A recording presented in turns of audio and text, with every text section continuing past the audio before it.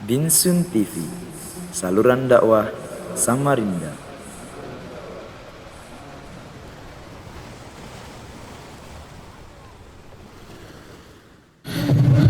Bismillahirrahmanirrahim. Assalamualaikum warahmatullahi wabarakatuh. Alhamdulillahi rabbil alamin, arrahmanir rahim, maliki yaumiddin, iyyaka na'budu wa iyyaka nasta'in, ihdinas siratal mustaqim. Wa usalli wa usallim ala nabiyyina Muhammad khairil bariyah wa ala alihi wa ashabihi wa man tabi'ahu bi ihsanin ila yaumiddin. Allahumma asrah li sadri wa yassir li amri wahlul 'uqdatam min lisani yafqahu qawli. Amma ba'd, ahibati fillah, a'azzani Allah wa iyyakum jami'an. Alhamdulillah kita dapat berjumpa kembali untuk pertemuan kedua kita membahas kitab Bulughul Maram fi Adillatil Ahkam. Pekan lalu kita telah membahas tentang hadis Abi Hurairah radhiyallahu anhu di saat seorang sahabat bertanya kepada Rasulullah sallallahu alaihi wasallam, "Ya Rasulullah, inna narkabul bahr." Wahai Rasul, sesungguhnya kami seorang pelaut yang selalu berada di laut. Kalau kami tidak berwudu dengan air laut, fa'atisna, maka kami akan haus. Anatawaddu bima'il bahr, apakah kami boleh berwudu dengan air laut? Kemudian Rasulullah alaihi wasallam berkata, huwa tahuru ma'uhu wa al-hillu maitatuh. Dia suci airnya dan halal bangkainya. Baik, ahibati fillah, azani Allah wa iyyakum jami'an. Satu faidah yang belum kita sampaikan pekan kemarin adalah bahwa mengembalikan seluruh urusan kepada para ulama, mengembalikan seluruh urusan, seluruh perkara kepada ulama. Maka ini adalah hal yang penting. Bahkan para ulama menjelaskan ini bentuk taufik Allah Subhanahu wa taala. Ini bentuk taufik Allah Subhanahu wa taala. Jika antum tidak mengetahui suatu hal, kemudian antum bertanya kepada alim, kepada orang yang mengerti dengan agama, maka ini termasuk taufik dari Allah Subhanahu wa taala. Sebuah kisah yang menceritakan bahwa seseorang membunuh 99 orang. Kemudian dia datang ke ahli ibadah.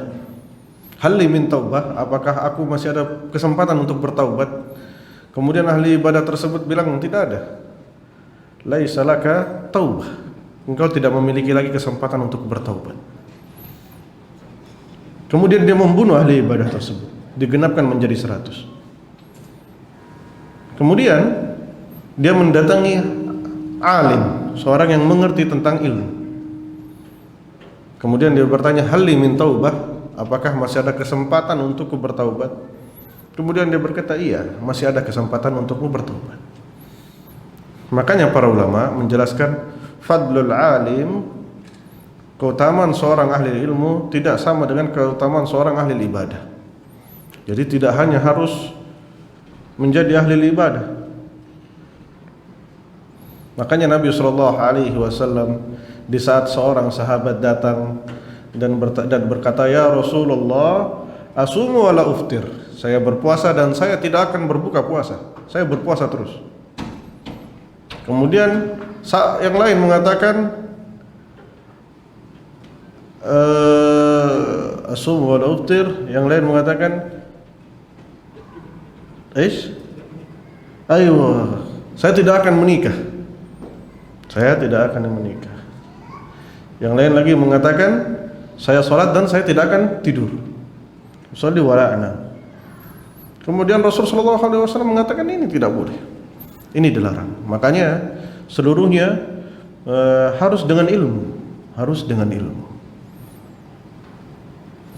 Dan kita akan menemukan beberapa hadis, beberapa pendapat para ulama, bukan para ulama, akan tetapi ahli zahiriyah, orang yang hanya melihat tekstual hadisnya saja, tekstual hadisnya saja, tanpa mengetahui hukumnya, tanpa mengetahui ilmu usulnya, ilmu usul fikihnya.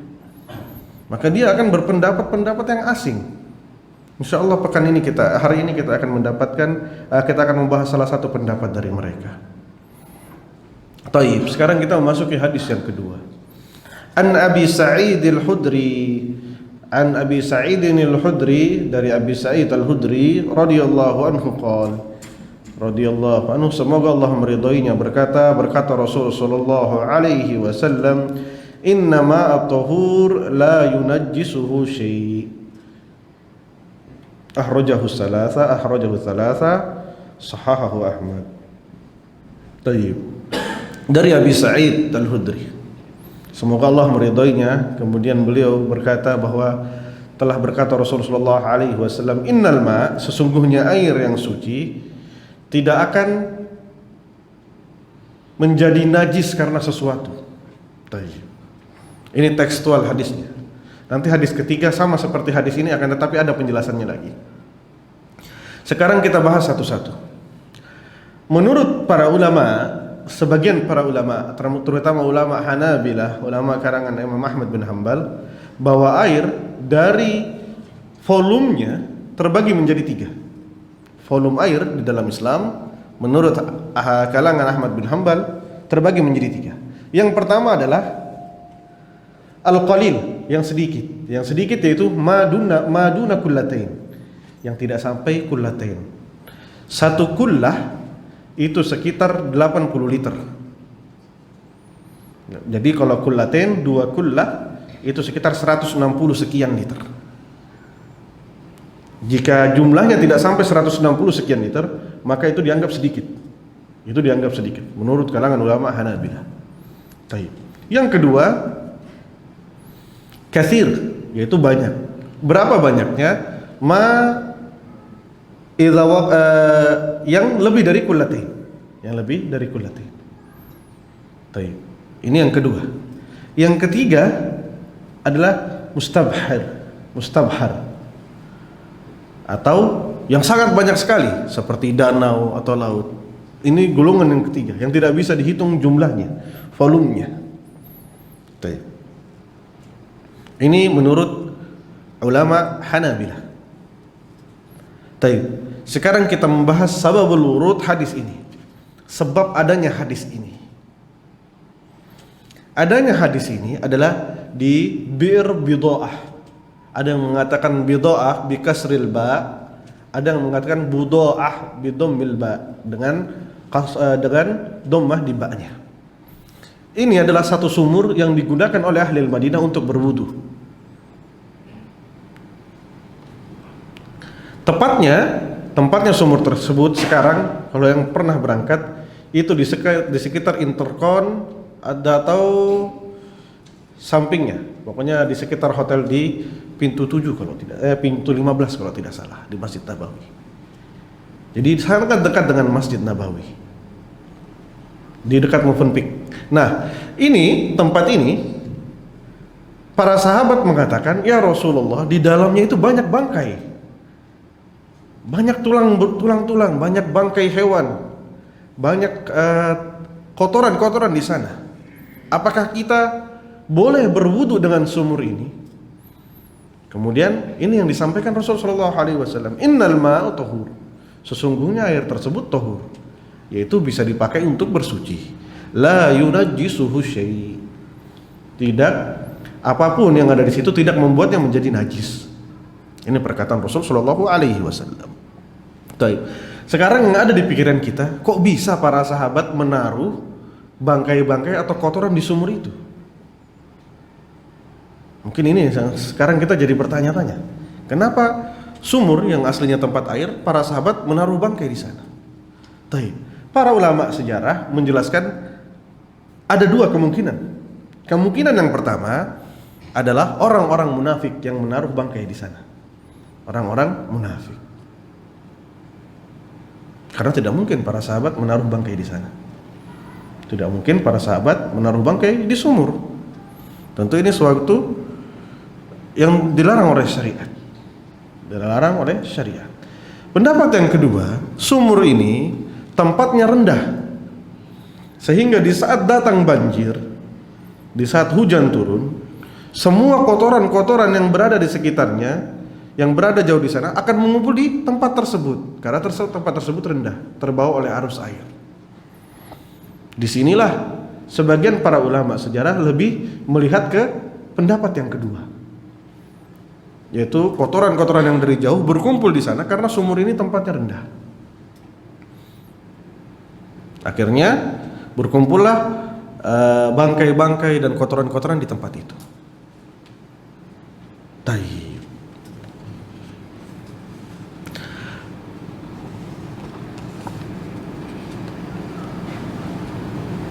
Kemudian Abu Daud di saat beliau meriwayatkan hadis ini, beliau datang ke sumur ini untuk mengecek sendiri sumurnya, bagaimana ukurannya. Kemudian saat itu Abu Daud mengatakan ukuran sumur ini adalah 6 hasta ke dalam, ke bawah 6 hasta. Inilah detailnya para ulama. Beliau tidak hanya saja meriwayatkan hadisnya, tapi beliau mendatangi tempatnya dan melihat. Karena kelak dari hadis ini akan datang hukum-hukum. Hukumnya apa? Rasul sallallahu alaihi wasallam mengatakan airnya tidak najis, dipakai saja buat berwudu. Abu Daud penasaran, akhirnya dia mendatangi sendiri sumur tersebut dan melihat, oh jumlah airnya segini. Baik.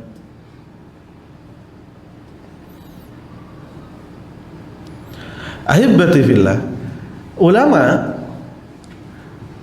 mengatakan bahwa kenapa Rasul sallallahu alaihi wasallam tidak menghukumi air tersebut najis, karena nanti akan dibahas di hadis ketiga.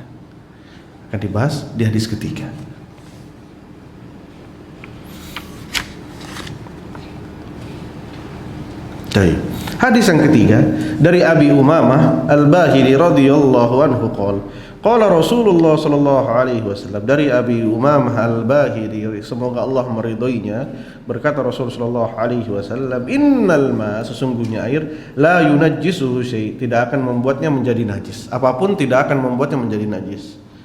Ma ghalaba alaihi rihihi wa ta'mihi wa launihi, selama baunya tidak berubah, rasanya tidak berubah, dan warnanya tidak berubah. Akhrajahu Ibnu Hibban wa dha'afahu Abu Hatim. Ibnu Hibban meriwayatkan ini dan Abu Hatim mendhaifkan hadis ini. Walil Baihaqi, kemudian Baihaqi mengatakan al-ma'u tahur, air itu suci kecuali akan berubah pada air tersebut rihuhu, baunya, wa ta'muhu, dan rasanya, wa launuhu, atau warnanya, binajasin tahdutsu fi, dengan najis yang terkena kepada air tersebut. Baik. Hadis ini ulama mengatakan hadis ini dhaif. Akan tetapi jumhur, bahkan ulama bersepakat bahwa hadis ini bisa diambil hukumnya. Nah, ini yang jarang kita ketahui. Kadang suatu hadis dhaif akan tetapi dia menghasilkan hukum. Jadi tidak semua hadis dhaif itu ditinggalkan. Tidak semua hadis dhaif itu ditinggalkan. Bisa jadi hadis dhaif itu bisa diambil hukum dari hadis tersebut. Kita ambil contoh. Imam Ahmad bin Hanbal melihat hadis yang mengatakan la wudu'a liman lam yadhkur ismallah, tidak ada wudu bagi orang yang tidak membacakan bismillah, tidak menyebutkan nama Allah. Akan tetapi Imam Ahmad adalah orang yang berpendapat bahwa tidak sah wudunya seseorang jika dia tidak menyebutkan bismillah. Padahal dia mengatakan hadis itu dhaif. Akan tetapi dia mengambil hukum dari hadis itu. Jadi tidak semua hadis dhaif, tidak semua hadis yang lemah itu ditinggalkan begitu saja. Dan begitu juga sebaliknya, tidak semua hadis yang benar ditelan mentah-mentah. Contohnya apa? Contohnya hadis tentang duduk istirahat antara rakaat pertama dan rakaat kedua. Hadisnya seperti ini. Dahulu Nabi SAW sebelum beliau berdiri menuju rakaat kedua, beliau duduk istirahat dulu. Kalau kita lihat konteks hadisnya, kita harus mengikuti. Oh, berarti ada duduk istirahat. Berarti hukumnya sunnah. Akan tetapi ada di belakangnya. Para sahabat menjelaskan yang meriwayatkan hadis tersebut adalah sahabat yang baru masuk Islam di akhir-akhir hidupnya Nabi Shallallahu Alaihi Wasallam. Jika di akhir-akhir hidupnya Nabi Shallallahu Alaihi Wasallam, berarti saat itu Nabi Shallallahu Alaihi Wasallam sudah cukup berumur, sehingga di saat dia sholat dia membutuhkan istirahat dulu sebelum dia kembali berdiri. Nah, dari sini sebagian ulama yang mengatakan tidak ada sunnah duduk istirahat menuju ke rakaat kedua adalah mengatakan bahwa hal tersebut hanya dilakukan Nabi Shallallahu Alaihi Wasallam di saat beliau sudah cukup tua. Adapun di saat masih muda beliau tidak pernah melaksanakan duduk tersebut. Hadisnya sahih. Akan tetapi ulama berbeda cara mengambilnya.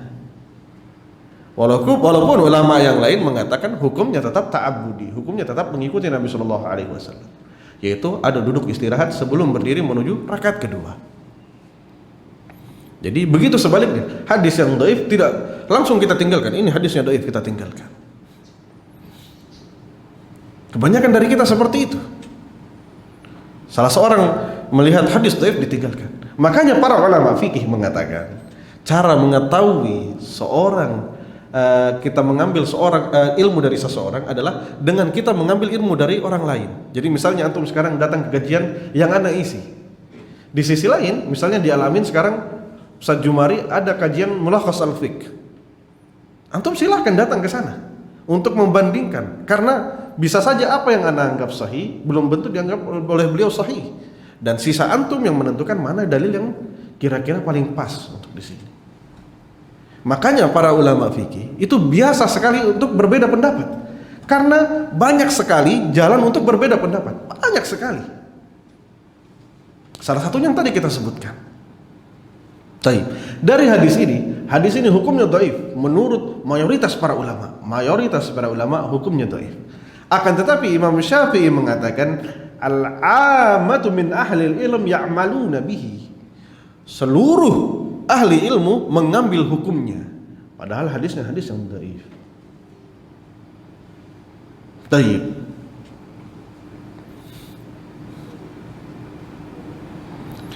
Hadis ini mengatakan sesungguhnya air tersebut suci dan tidak akan bisa dijadikan najis oleh barang-barang yang lain, hal-hal yang lain, kecuali ada dua, yaitu kotoran adami, kotoran manusia, entah yang air atau entah yang kecil atau entah yang besar.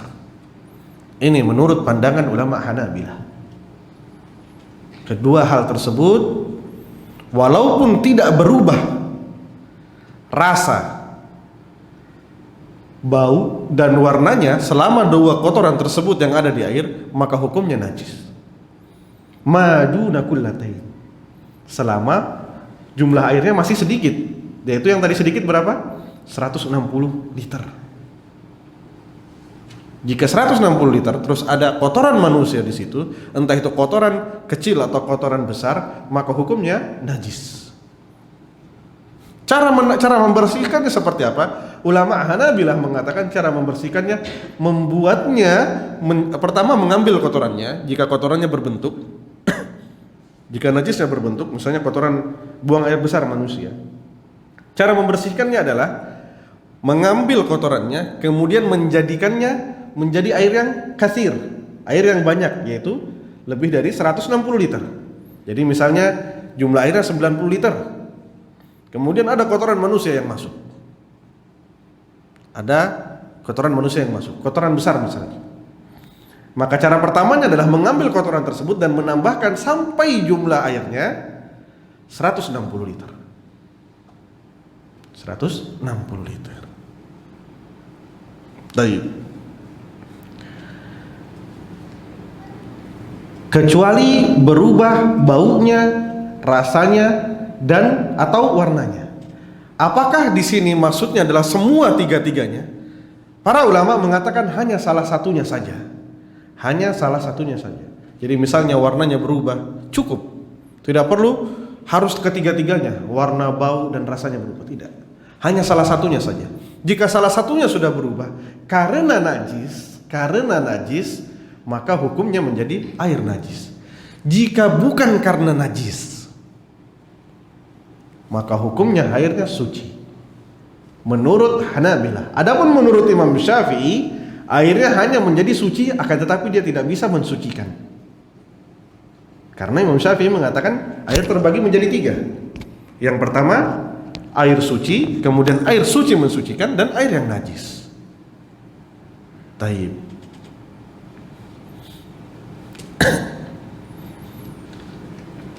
Kemudian Baihaqi mengatakan binajasatin tahdutsu fi, dengan najis yang mengenai air tersebut. Berarti ulama di sini mengambil kesimpulan, jika keadaan najisnya jauh dari tempat, jadi misalnya tempatnya besar, misalnya embernya besar, jaraknya 1 meter misalnya, atau kolam kecil yang biasanya anak-anak main,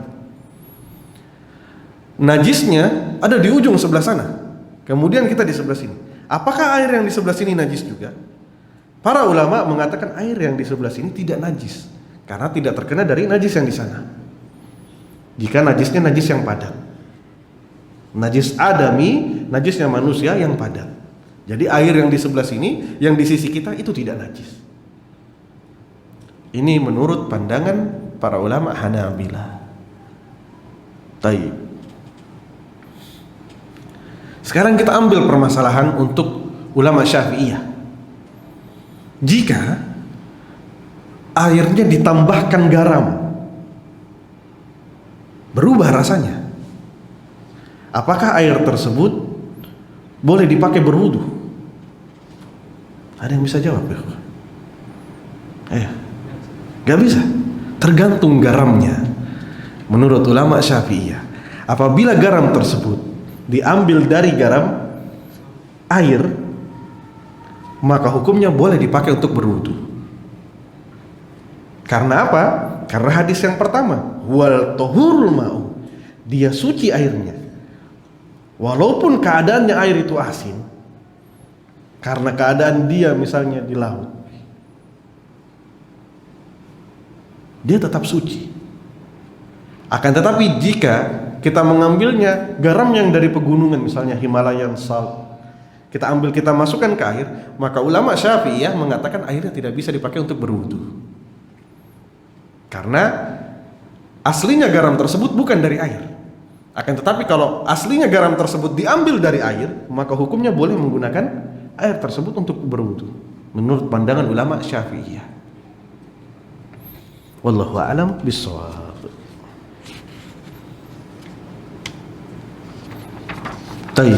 Berarti dari hadis ini kita dapat menyimpulkan bahwa segala sesuatu yang masuk ke air selama dia bukan najis, maka ulama Hanabilah mengatakan boleh air tersebut dipakai untuk berwudu atau mandi janabah. Mandi janabah. Wallahu a'lam bishawab.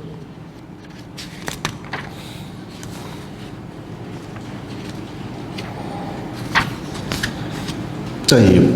Hadis yang selanjutnya, hadis yang keempat, dari Abdullah bin Umar, anaknya Umar bin Al-Khattab radhiyallahu anhu, semoga Allah meridai mereka berdua. Qala Rasulullah, beliau berkata Rasul sallallahu alaihi wasallam, idza kana al-ma'u qullatain lam yahmilul khabath, wa fi lafzin lam yanjus, akhrajahu al-arba'ah wa sahahahu Ibnu Huzaimah wal Hakim wa Ibnu Hibban. Nah, di sini disahihkan Ibnu Huzaimah dan Hakim dan Ibnu Hibban. Idza kana al-ma'u qullatain, apabila jumlah air tersebut qullatain 160 sekian liter, lam yahmilul khabath, maka hadis tersebut tidak membawa khobas. Di sini khobas juga diartikan najis. Apakah makna dari hadis ini mutlak? Mutlak maksudnya, apakah makna dari hadis ini walaupun sudah berubah baunya, selama dia sudah kulatain, dia tidak menjadi najis? Para ulama mengatakan hadis ini adalah hadis yang tidak bisa diambil hukumnya. Karena apa? Karena ada riwayat lain yang mengatakan idza kana al-ma'u kullatin aw thalathah. Apabila air tersebut 2 kullah atau 3. Jadi perawinya bingung, ini 2 atau 3. Lam yahmilul khabath, maka dia tidak diambil, tidak dapat menjadi najis. Taib. Para ulama menjelaskan kenapa selalu disebut kullatain. Kenapa selalu disebut kullatain? Di sini para ulama menjelaskan kullatain di sini selalu disebut, jumlah kullatain itu selalu disebut karena orang Arab terbiasa dengan jumlah air yang segini. Sama kita misalnya nyuruh orang, tolong dong ambilin air 1 ember. Padahal mungkin kita hanya butuhnya 1 gayung aja. Tapi kita sudah terbiasa dengan sebutan 1 ember. Nah begitu juga kullatain. Jumlah kullatain dalam Arab itu jumlah air yang banyak. Jadi orang Arab terbiasa dengan menyebutnya kullatain.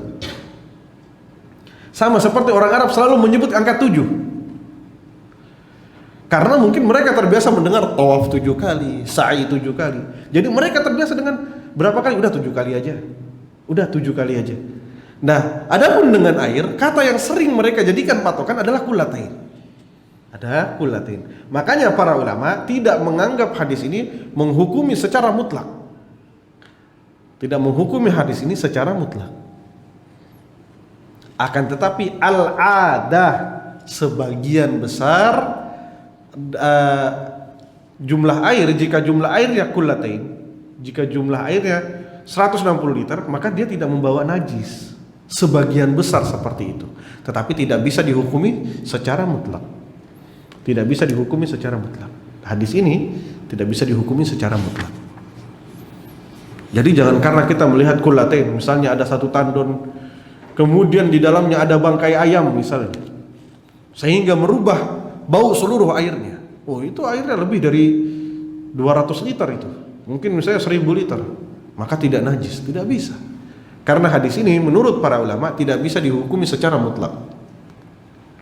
Dia hanya sebagian besar air yang jumlahnya segitu tidak membawa najis. Sebagian besar.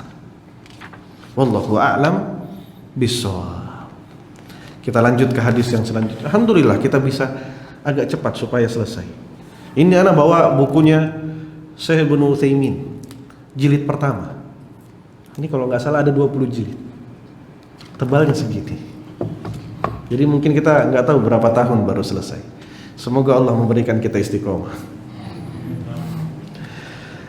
Yang selanjutnya, hadis Abi Hurairah radhiyallahu anhu, semoga Allah meridhoinya. Berkata Rasul sallallahu alaihi wasallam, "La yaktasilu ahadukum fil ma'i dahim wa huwa junub." La yaktasilu ahadukum fil ma'id daim wa huwa junub.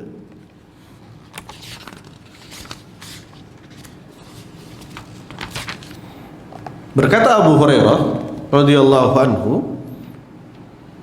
la yaktasilu ahadukum, tidaklah seorang dari kalian mandi fi ma'id daim, di air yang tergenang, wa huwa junub, wa huwa junub. Dilarang mandi di air yang tergenang dan dia junub. Sekarang kita ambil masalah, apakah air di WC kita itu termasuk ma'ud daim, air yang daim? Karena air ini air yang tergenang. Misalnya di bak mandi, kecuali yang pakai shower mungkin. Apakah bak mandi ini termasuk air yang tergenang? Para ulama banyak membuat tulisan tentang hadis ini. Bahkan ada ulama yang membuat 1 buku hanya tentang hadis ini saja, membahas apa itu ma'id daim, apa itu air yang tergenang, dan apa itu ma'in jari, air yang mengalir. Para ulama menjelaskan air yang tergenang adalah air yang ditampung karena hujan, kemudian tidak bergerak, hanya di situ saja. Wa yatanawaluhun nas, dan para manusia menggunakan air tersebut. Jadi tidak ada sumber mata airnya. Bukan sumber mata air, bukan dari bawah dari tanah, tidak. Sama misalnya sekarang kalau di Samarinda sekarang mungkin bekas batu bara, sehingga airnya jadi tergenang. Nah ini termasuk air yang tergenang, karena tidak ada air dari bawahnya, air hanya menampung air hujan saja. Atau misalnya kita menggali satu lubang, kemudian tidak sampai keluar airnya di bawah, kemudian hujan ke sana. Atau sumur resapan misalnya. Sumur resapan kan tidak terlalu panjang ke bawah, mungkin hanya 10 meter, hanya 20 meter. Maka ini termasuk air yang tergenang.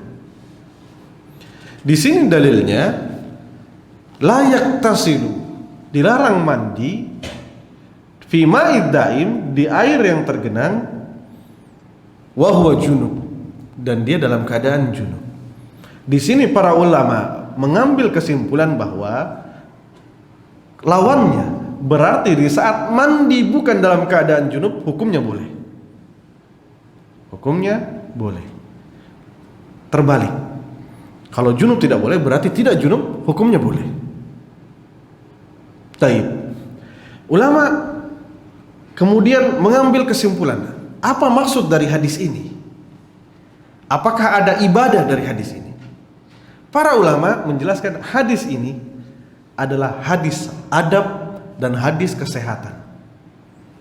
Tentang hadis adab, yaitu kenapa? Karena mungkin saja air itu akan digunakan orang lain. Karena mungkin saja air itu akan digunakan orang lain. Adapun hadis kesehatan adalah tentu ini tentang air yang orang harus menggunakan air bersih. Di sini para ulama jeli sekali. Jadi ulama selalu mencari apa faedah dari hadis tersebut. Apa faedahnya buat Islam dan buat umat.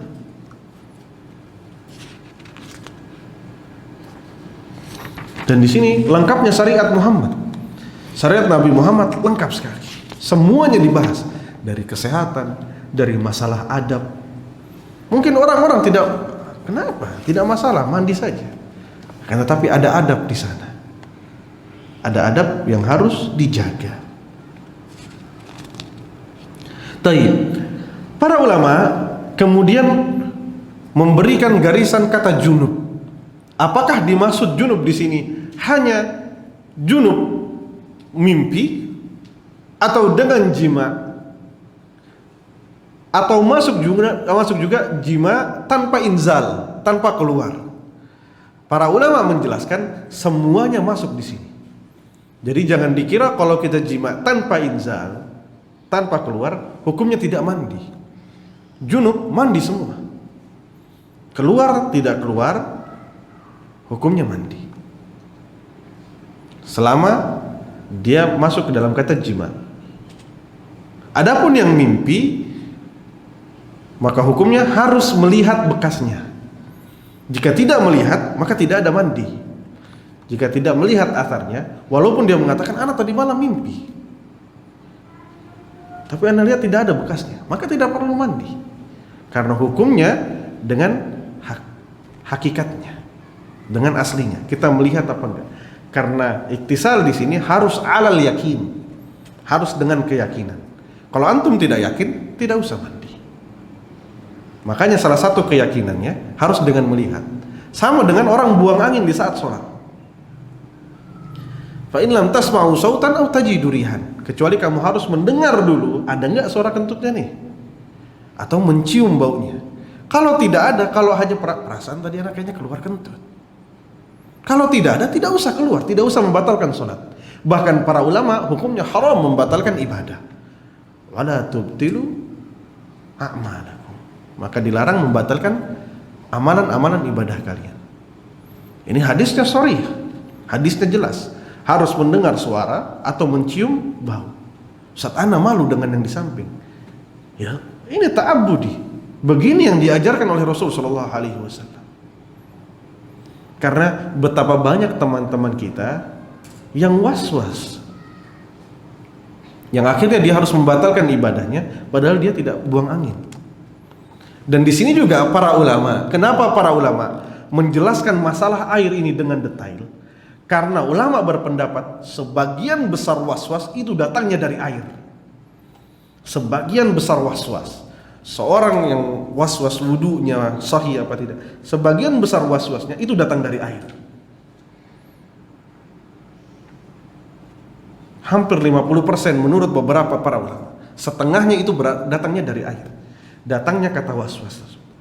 Ana wudunya sudah sahih belum ya? Tadi airnya nyampe ke sikut enggak? Itu kira-kira airnya bersih apa tidak? Datang was-wasnya dari situ. Mungkin kalau kita yang tidak was-was, kita biasa saja. Tapi saudara-saudara kita yang was-was, dia akan kesusahan. Baru takbir, akhirnya dia keluar lagi. Kayaknya tadi ana wudunya belum sah. Kayaknya tadi ana menginjak sesuatu.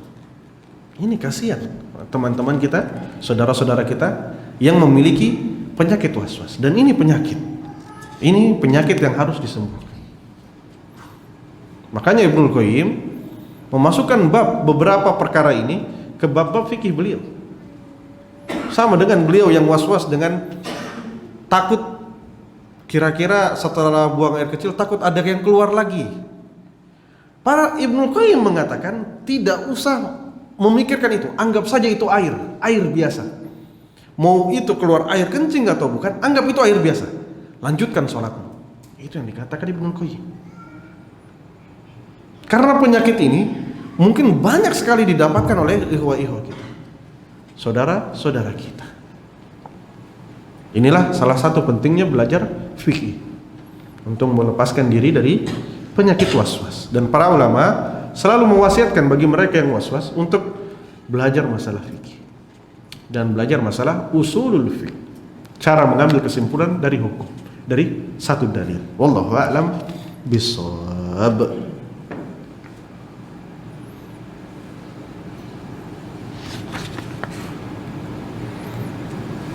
Kemudian Bukhari mengatakan wala la yabulanna ahadukum fi ma'id daim alladzi la yajri thumma yaktasil fi, dan janganlah seorang di antara kalian buang air kecil fi ma'id daim, di air yang tergenang, thumma yaktasil fi, kemudian mandi dari air tersebut. Taib, ulama mengatakan dilarangnya mandi dari air tersebut karena awalnya dia kencing di sana.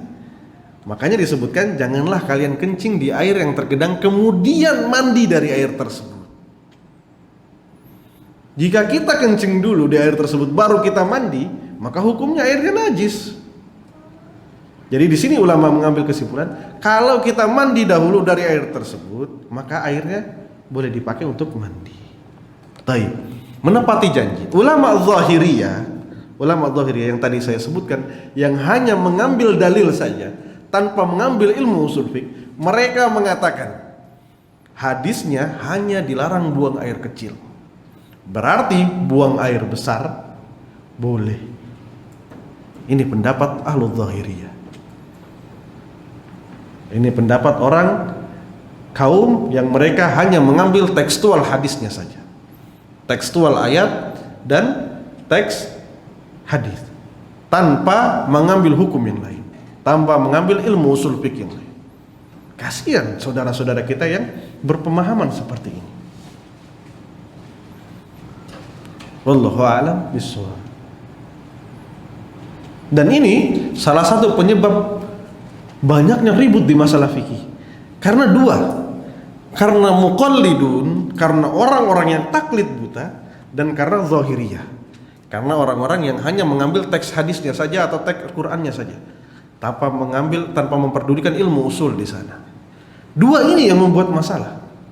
Muqallidun, orang yang anak kata Syekh Fulan bilang A, ana bilang A. Mau dalilnya lemah, mau dalilnya mungkar, mau dalilnya sahih, ana ikut beliau. Kemudian di sebelah sini ana menurut apa kata hadis dan apa kata Rasul.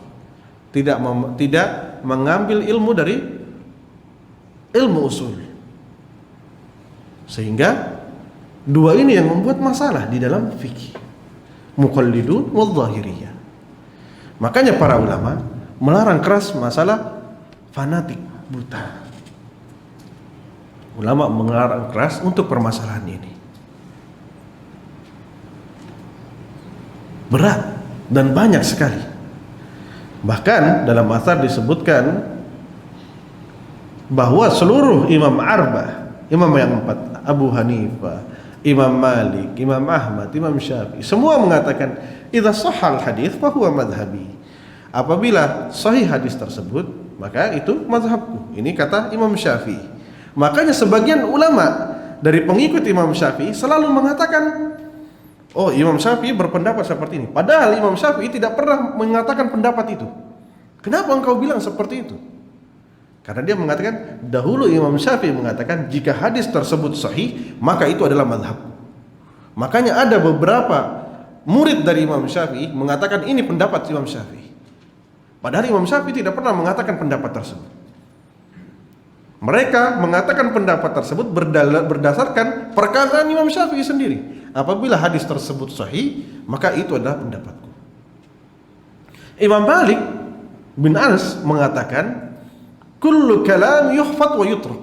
Setiap perkataan manusia bisa diambil dan bisa ditinggalkan. Termasuk perkataan beliau rahimahullah, illa sahib hadzal qabr, kecuali pemilik kuburan ini. Beliau menunjukkan ke kuburan Nabi Muhammad SAW. Maka di sini kita harus mewanti-wanti untuk teman-teman, misalnya, Ustaz, ana 100% pengikut Syekh Albani. Selain Syekh Albani, ana enggak mau. Walaupun ada dalil yang mengatakan hal tersebut. Inilah yang dan banyak contoh-contoh yang lain. Saat ana pengikut Syekh Qardawi, selain perkataan beliau, ana tidak terima. Ana belajar Bulughul Maram dari apa yang beliau sampaikan. Selain yang beliau sampaikan, afwan, enggak. Makanya seperti yang ana sebutkan tadi, ulama fikih selalu, walaupun mereka misalnya belajar beberapa masalah, mereka dari beberapa orang. Mereka coba, ini dalilnya apa? Ini kuat apa enggak dalilnya? Ini di sini Syekh ini mengatakan dalil seperti ini, Ustaz ini mengatakan dalil seperti ini. Maka itu wajar. Dan ustaznya tidak boleh marah.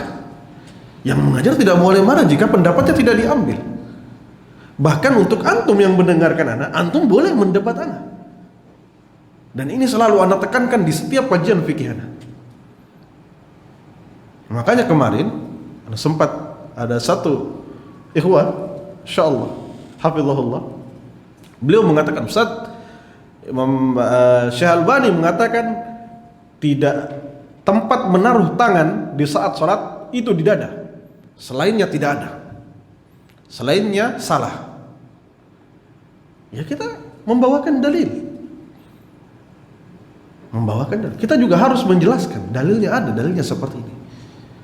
Dan Imam Ahmad mengatakan yang paling benar adalah, dan ashahul hadis menurut Ibnul Qayyim adalah menaruh tangan di saat bersedekap adalah di atas perut, di atas pusar atau di bawah pusar. Menurut Ibnul Qayyim. Tidak masalah jika suatu saat nanti antum datang, Ustaz yang benar seperti ini menurut Anda. Kita kaji bersama-sama. Ini gunanya kita belajar bersama-sama. Wallahu a'lam bishawab.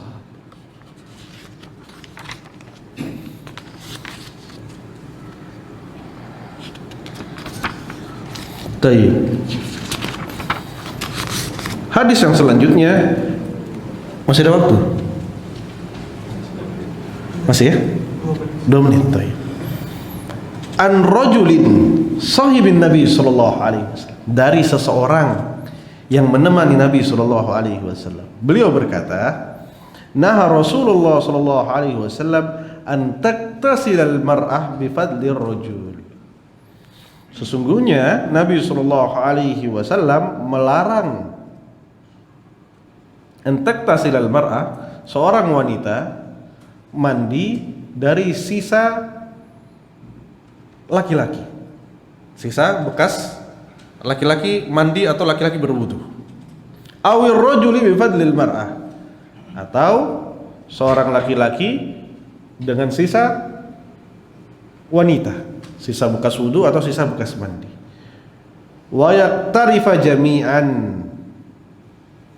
akhrajahu Abu Dawud. Dari sahibin Nabi sallallahu alaihi wasallam. Afwan sebentar.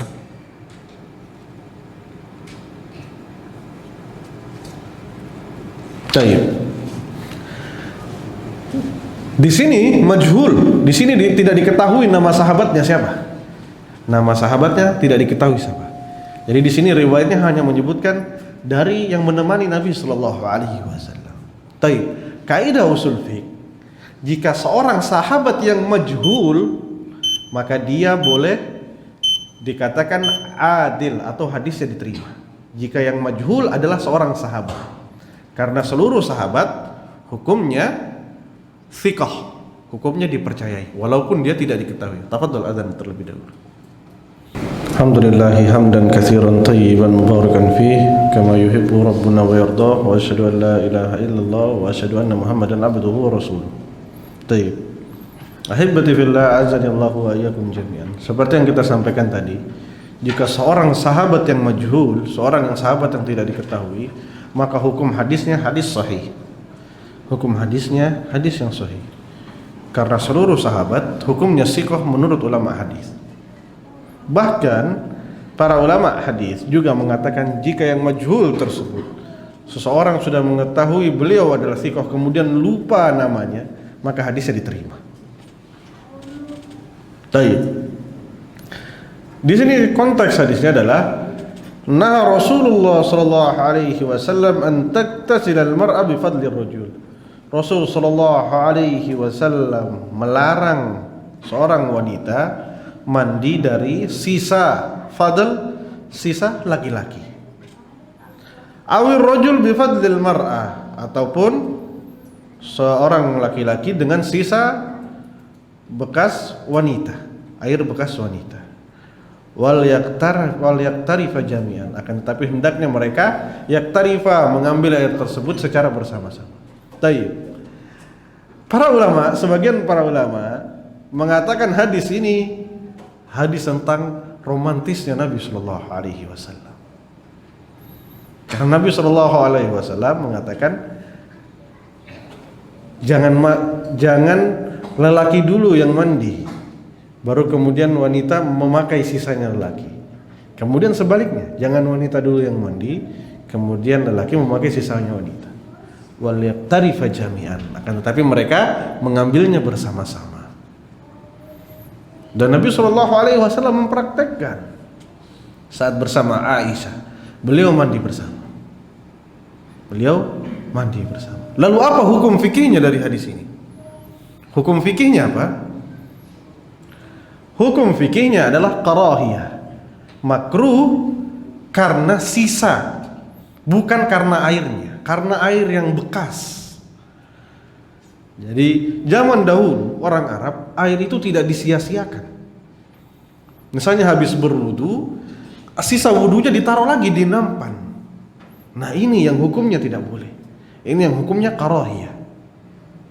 Dan ini maksud hadis tersebut. Fadl itu sisa, dan sisa itu sedikit. Maka sedikit kemungkinan seperti yang kita sampaikan tadi, menurut pandangan Hanabilah di bawah kullatain, sedikit berarti dia kemungkinan besar ada najisnya dan gampang menjadi najis. Maka di sini hukumnya karahiyah. Para ulama menyebutkan ini adalah romantisnya Nabi Shallallahu Alaihi Wasallam yang tadi kita sebutkan. Dan dari sini juga ulama mengambil kesimpulan bolehnya melihat satu sama lain antara suami istri. Ini hadisnya. Wal yaktarifa jami'an, hendaknya mereka sama-sama mengambil air tersebut. Maksudnya adalah mandi bersama. Maksudnya adalah mandi bersama. Inilah salah satu cerdasnya pengarang kitab ini, pengarang kitab Bulughul Maram. Karena apa? Kita mungkin tidak melihat hukum fikih di sini. Hukum fikihnya hanya sedikit saja. Sama yang seperti yang tadi kita bahas hadis kedua dan hadis ketiga. Hanya menambahkan ta'muhu wa rihuhu wa launuhu. Tapi beliau menambahkan di hadis yang ketiga. Itu fikihnya beliau, detailnya beliau. Beliau tidak mungkin menambahkan, memasukkan satu hadis pun di dalam kitabnya kecuali ada hukum di situ. Hukum yang kita ambil dari hadis ini menurut fikih adalah karahiyah. Hukum makruhnya menggunakan sisa bekas orang bersuci. bekas orang bersuci. Sisa mandinya dan sisa wudunya.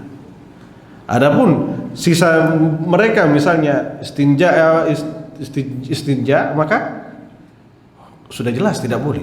Adapun hukum wudu, sisa air wudu dan sisa air mandi, hukumnya makruh menurut pandangan beberapa para ulama. Dan ulama yang lain mengatakan hukumnya air tersebut sudah tidak bisa digunakan lagi. Ulama Hanabilah, ulama Imam Ahmad bin Hanbal mengatakan haram. Tidak sah seorang wudunya seorang laki-laki, hanya seorang laki-laki